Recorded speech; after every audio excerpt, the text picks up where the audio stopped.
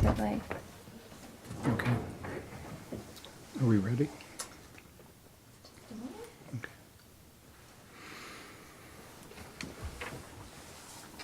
Okay.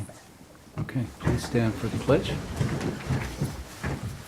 I pledge allegiance to the flag of the United States of America and to the republic for which it stands, one nation, under God, indivisible, with liberty and justice for all. Trustee Cheney? Here. Trustee Foster? Here. Mayor Newhart? Here. Trustee Kalora? Here. Trustee McKnight? Here. Okay, introduction. Happy New Year, everyone. May I have a motion to accept the minutes of December 16th, 2024? So move. Second. All in favor? Aye. And authorization to pay all approved and audited claims in the amount of $445,123.23. So moved. Second. All in favor? Aye. Okay. And we have a continuation of the public hearing for the proposed local law number 1 of the year 2025. Would you read the notice, please? Sure. Please take notice that the Village Board of the Village of Warwick will hold a continuation of a public hearing on the 6th day of January 2025 at 7:30 p.m. at Village Hall, 77 Main Street, Warwick, New York, 10990, on proposed local law 1 of the year 2025 to amend the village code by enacting Chapter 115 entitled Short-Term Rental Property. The purpose of this local law is to promote the public health, safety, and welfare by establishing a municipal registration and permit requirement for all short-term rental units within the boundaries of the Village of Warwick, and by enacting regulations for the administration of and enforcement of the village's permitting requirement. A copy of the proposed local law is on file in the office of the village clerk and is available for inspection by interested persons during village clerk's business hours, and the proposed local law has also been posted on the village's website, www.villageofwarwick.org. The village board will, at the above date, time, and place, hear all persons interested in the subject matter hereof. Persons may appear in person or by agent. All written communications addressed to the board must be received by the board at or prior to the public hearing. Okay. So we don't have any public here, but I'd like to talk to the board about moving forward with this as a motion. Do you think we're ready? Is tonight the night or the next meeting? I think I think a lot of it was really dependent upon the building department and whether they were ready for this. I believe that we can make them ready. So, I mean, it's not, in my conversation with you earlier today, it didn't seem like it was that complex. Mm-hmm. There are already forms that have been developed. That's one hurdle. So, Yeah, so we have a form and a inspection checklist. Application, okay, short-term rental application and a checklist. right. For the inspection. We need to have the building inspector give any final thoughts on that, and then we'll finalize that. Okay, At which point, then we'll upload it to the website, and we'll have to make some changes in the system to put that checklist in Municity. Other than that, it should be okay. the other thing we have to do is figure out the fees. Yeah. I'm looking at mine. Yep, so we need to amend the fee schedule. I think we need to do those at the same time, so I'm thinking next meeting is probably, We don't need to do them at the same No, time. we don't. We can do them separately. And this has to get filed with the Secretary of State. So that'll take a while, Whereas the too. fees don't. It's Okay. just a resolution by Oh, us, okay. so So then, it can lag behind. well then, at what point does the local law become, Once in we effect. receive it back, so that'll take some lead time maybe anyway. 2 weeks. Oh, okay. Okay. I found 2 typos. I don't know that they're that big of a deal. One of them is confusing. Uh-huh. So it's on page, there's a typo on page 9 What page is that? of the PDF. Okay. What section? You know what? It would have been great if I'd written that. I wrote the section for typo on page 10. Just give me a second. Sorry, but our pages on the agenda backup don't have page numbers. That's why Oh, I'm yeah, asking. yeah, just give me a second. That one's not that big of a deal, it's a very simple, fix, an agency who at is able. There it is, under registered agent, an agent of the property owner who at is able to respond.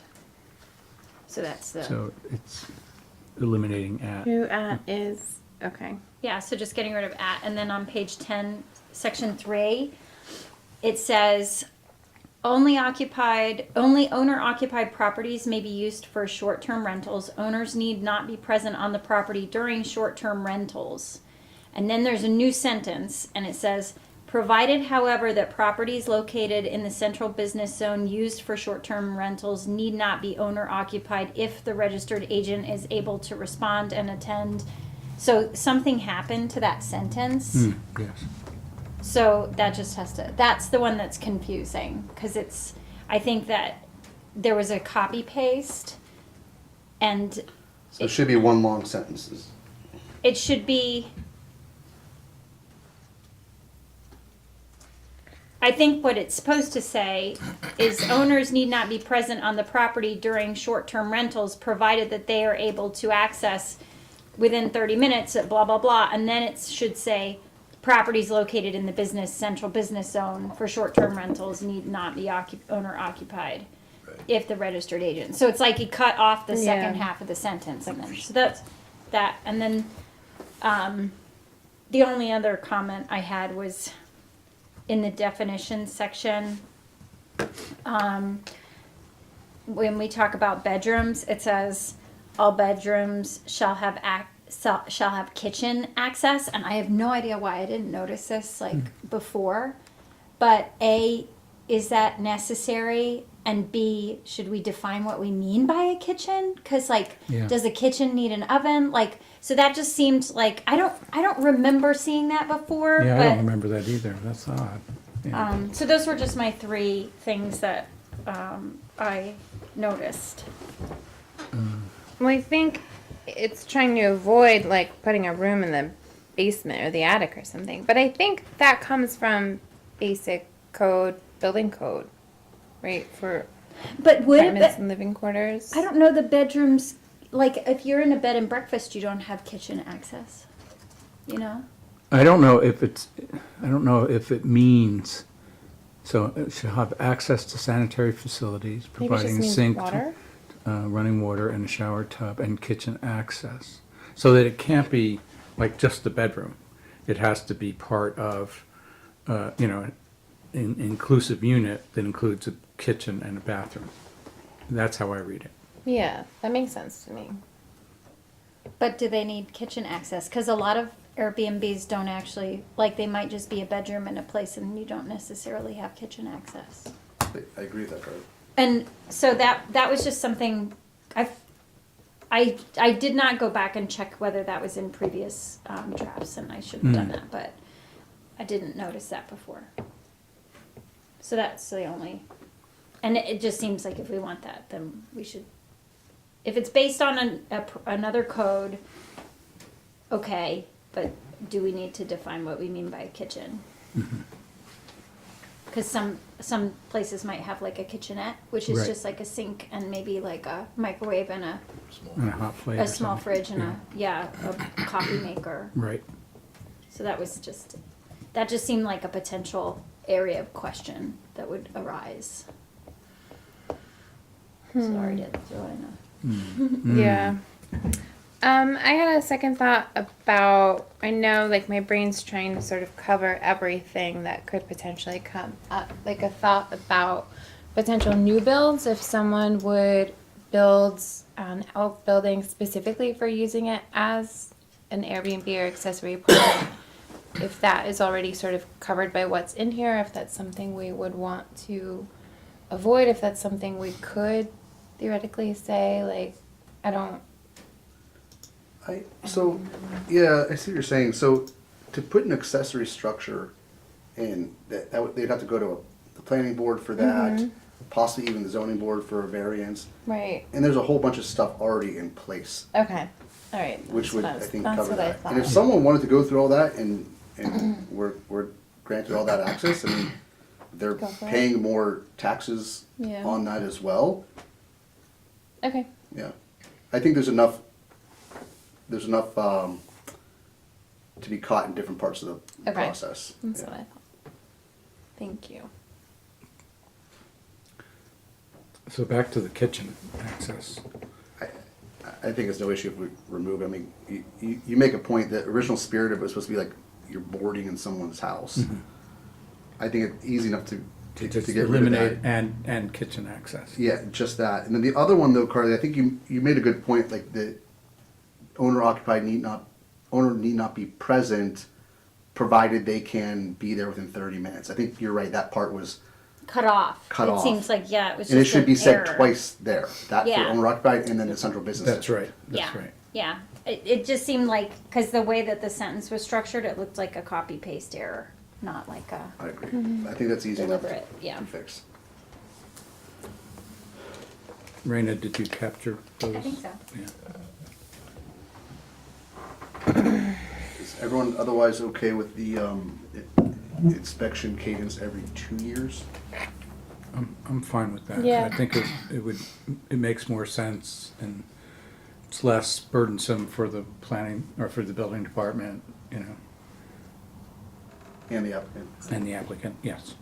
I think we should pay close attention to it, just to make sure that over the course of 2 years, conditions don't deteriorate to the point that safety concerns arise. Sure. So if we, see that that's happening, then we may have to go to one year. Yeah.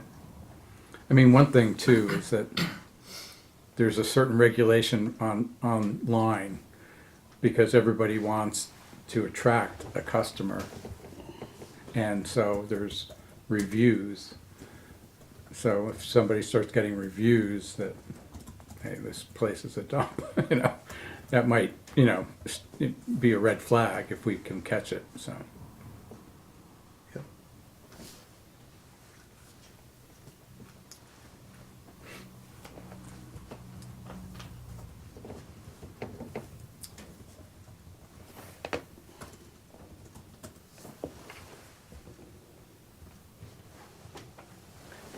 Yeah, but I think the department could be ready by the time, if we were to pass this, it could be ready by the time it swings back. Okay.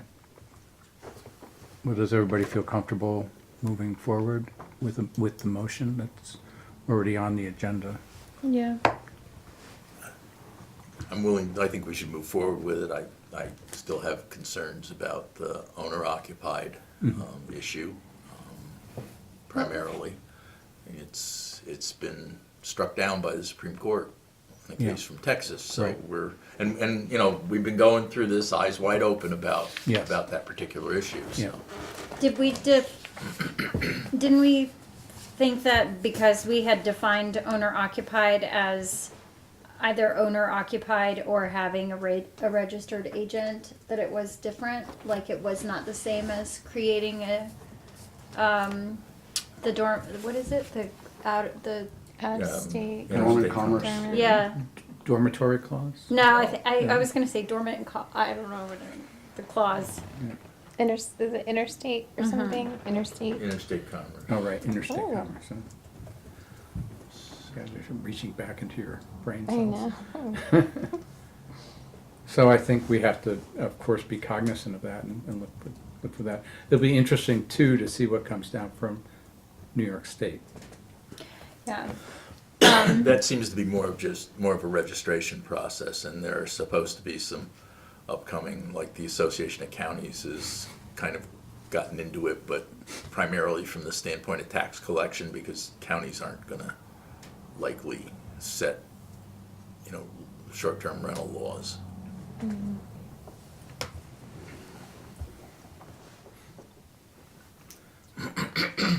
So Yeah. just so I am clear though, because I'm happy to send these to Steve to correct, right? So the under bedroom, we're just removing and kitchen access? Yes. Unless there's some code that he's referencing there, but I don't think that was in earlier versions. Okay. Yeah. It's in the code that a landlord should supply heat is now if we're doing like access to bathroom and water, is that in there? Yes. Okay, it is, okay. It does, I think a lot of that stuff would be captured by the reference to the, Inspection. New York State Village Code, Okay. Property Maintenance Code, yeah. And relative to owner occupant, I mean, our definition states that either the record owner or the owner's registered agent must reside for not less than a total of 6 months in the calendar year. So if it was a single standalone unit and you wanted to rent it out, you'd have to move, somebody who was living there would have to Registered move out agent. so that it could accommodate a rental. So I'm not sure that that gets us around the interstate commerce Yeah. and the decision of the Supreme Court. Yeah, I mean, they could pay somebody to reside on, so let's say they have a mother-in-law suite attached to the house, their registered agent could be in the Oh, yeah, house. no, and- yeah. yes, I mean, if that were the case, then definitely, but in a case where there's only a single standalone structure that is a dwelling unit, this, I think, flies in the face of the decision that was made by the Supreme Court in Texas, on the Texas case. One of the things that I think is really interesting about all of this is that Steve had indicated that you don't have to allow these. And I think it's a really interesting question about reasonable expectations about zoning. You know, like when you rent a house or you buy a house in a residential zone district, you have an expectation that you're not sharing with commercial uses. So that, to me, if that became the issue, then the response would be, then we're not allowing in the residential zoned Yeah. areas in order to mitigate the risk of the, you know, of the folks that are living there being, you know, being deleteriously affected or not having the expectation that this is a residential zone use carried forward. Same thing with like, sorry. I wish he was here, because then we could say like, Yeah. that seems to me to be like the response from a legal perspective.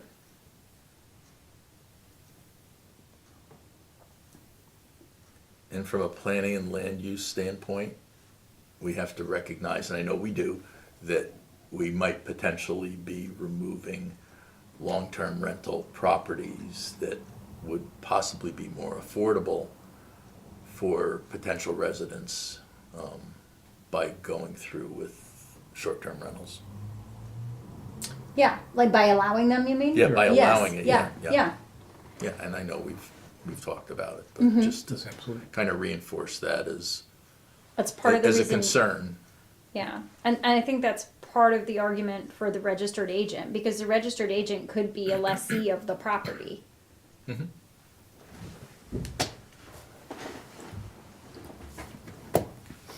So I really think that is not, I don't know, I'm not an attorney, but that interstate commerce clause issue, I feel like that does provide them a mechanism to not have to deal with that. They could lease the property and they could have an agreement with the lessee that they can, you know, Yeah.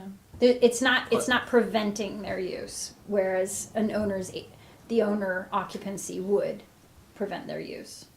They just have to do something else.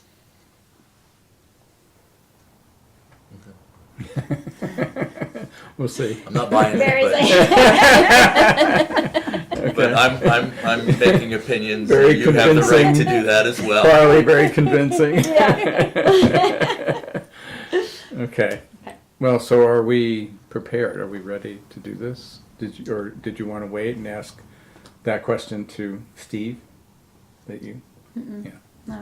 Can you vote on it though if you're changing things, like removing the kitchen? I know Steve always says contextual items, you know, little, I don't think it's a significant Enough change. change. Yeah. I really don't. And he can slap our fingers tomorrow and say, sorry, back to the planning board, boys.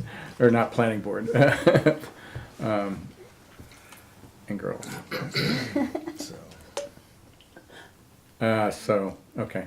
So can I have a motion to close the public hearing? So moved? Second. All in favor? Aye. Okay. Okay. Did we get any comments from the town of Warwick on it? No. Although, well, actually, Tom Mattingly sent in the, Yeah, and so did someone else from the board. okay, yeah. Under correspondence, Barry, would you do the first one? Yep.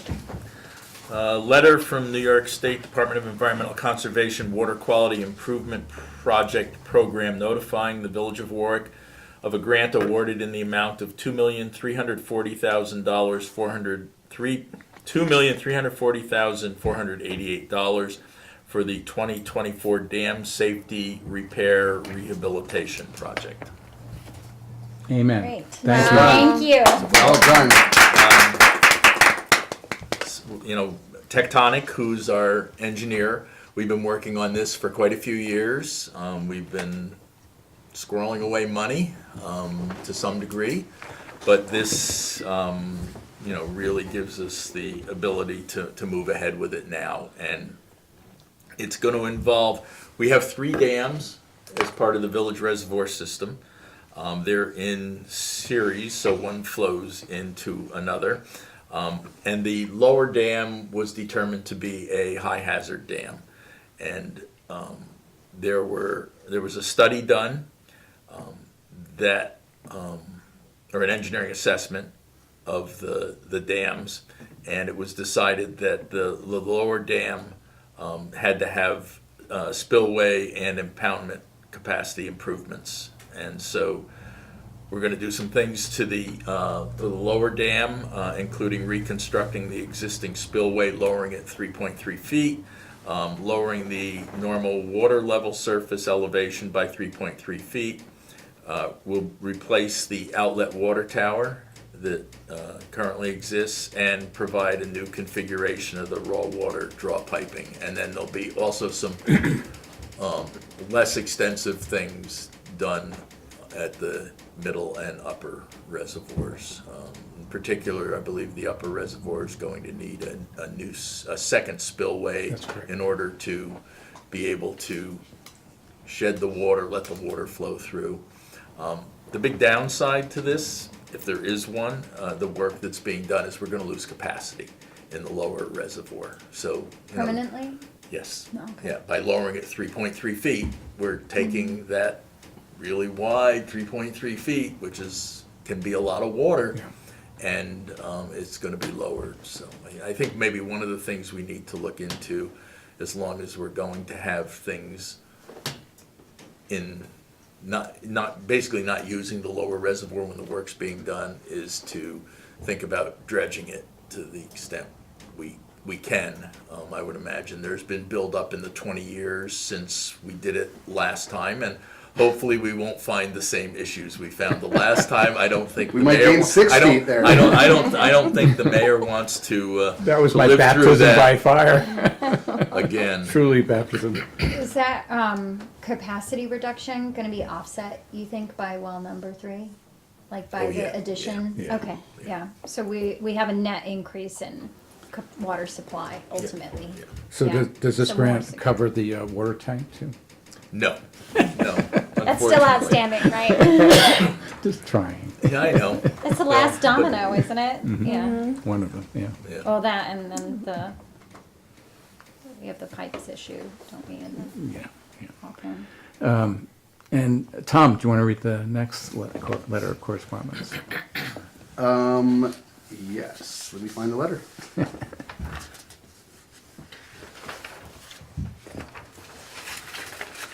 Scrolling. Oh, thank you, Raina.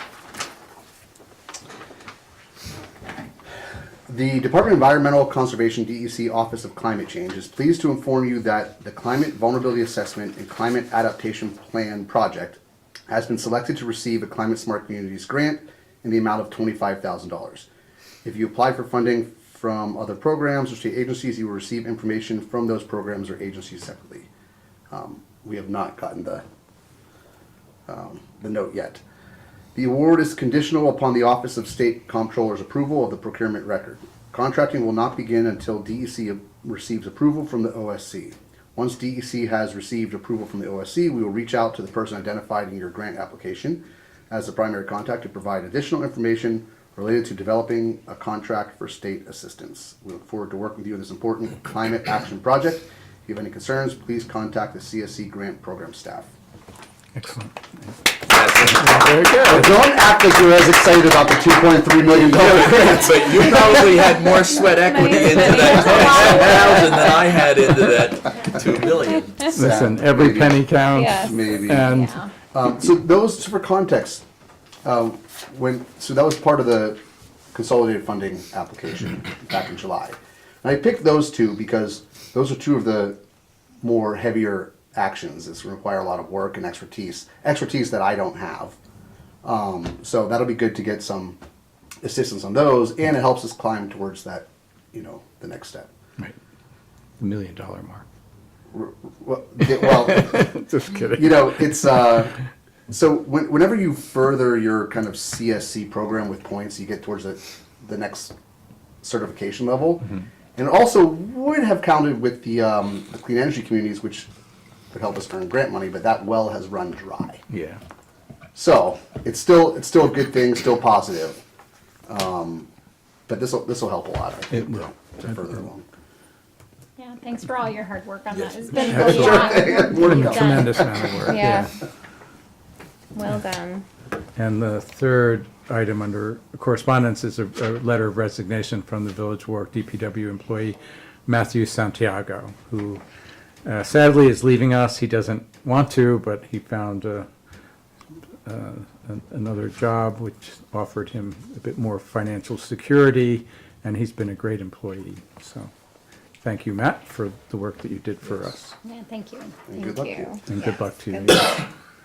And we have under discussion, Village of Warwick holidays, and so if you don't mind, we'll go into executive session shortly. Do we want to do announcements first, or? You know what, why don't we do that, yeah, why don't we, or, You mean the agenda items? no, we have some announcements. Yeah. Why don't we do announcements first, and then we'll do this, okay. So, Mary? I don't know where I am. Where? They You're- are not on They're the not on, agenda. they're not on, under, Oh. It's right there. Oh, I was gonna do that as my report. I wasn't prepared to oh, do it okay. now. Do you Okay. want to do it as reports? Sure. Well, we can Can I I do think this now? we should 'Cause probably then- do that Yeah, announcement yeah, now, all right, okay. because people may decide to leave. Check and out. Okay. We're going. Okay, good call. Okay, so this is the announcement for Warwick's Winter Wiggle. Come shake off those post-holiday blues. So this is a free community gathering event to take place on Saturday, January 25th. From 4:30 to 7:30 p.m. That will be located in the lodge at Mountain Lake Park, which is the former Kutz Camp. It's at 46 Bowen Road. This is going to be a fun event for children of all ages. Effectively, we'll have square dancing and live music band.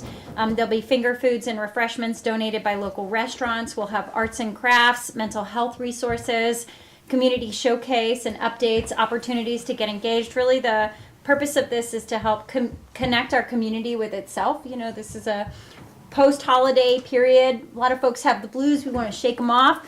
But also what's really wonderful about this is that the town of Warwick is generously donating free municipal bus service to anyone who needs support being transported to or from the event.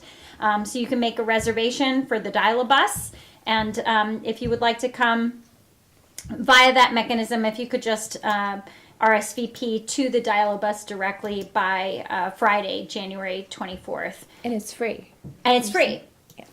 So you don't have to pay the $2.50 to do the Dial-A-Bus. And this is a collaborative event between Warwick Cares, the Warwick Valley Community Center, the Warwick Valley Prevention Coalition, with support from the town of Warwick and the village of Warwick. And it's also sponsored by the drug-free communities of on DCP. I'm not seeing that right, but New York State Office of Addiction Services. It's a family-friendly event, alcohol-free, and we'd love to see everybody there. And A lot of details there. yeah. But Saturday, January 25th. And from the roster of people who are contributing, it's pretty amazing. And, Yeah, I think it, yeah. It's a lot of local restaurants, and our Lions and Rotary are engaged too. So it's great. It's really great. Yeah, lots of It's folks. going to be fun. So see you there. Yeah, see you there. See you there. So Okay, so we received a grant from the Orange County Legislative for a mural in our tourism center, which is next door at 75 Main Street. We put out a call to artists. We had about 8 submissions. Was it 8? About 8 submissions. We picked 3. We asked 8 artists to submit examples of their work. We picked 3 finalists based on their style and what they provided us. We asked our 3 finalists for a mock-up of what they would do, and we chose a winner. And our winner is Judy Peterson, and I have her work here. And just to tell you who was on the deciding board, it was myself, Stephanie Keegan, Executive Director of the Chamber of Commerce, Nicole Hickston, who's a local artist, and Yelena, who works at the Chamber, who's going to be staring at it most of the time. Important, most important, right?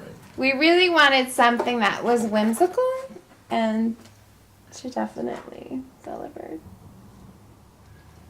Did you see it yet? this is like the first time I'm seeing it, because I was, barred from her studio. It's great. It's really It's great. really nice. So And that's just the mock-up, congratulations. so Yeah. I can imagine I know.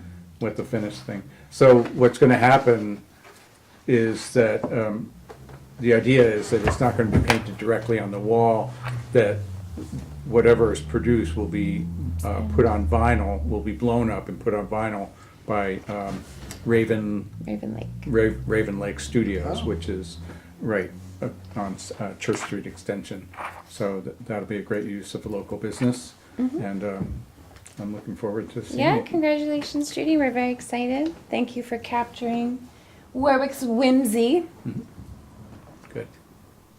Thank you. Thank you. Very cool. Super cool. And so now we have to go into executive session, so, Guess about a contract. yeah, I'm looking at.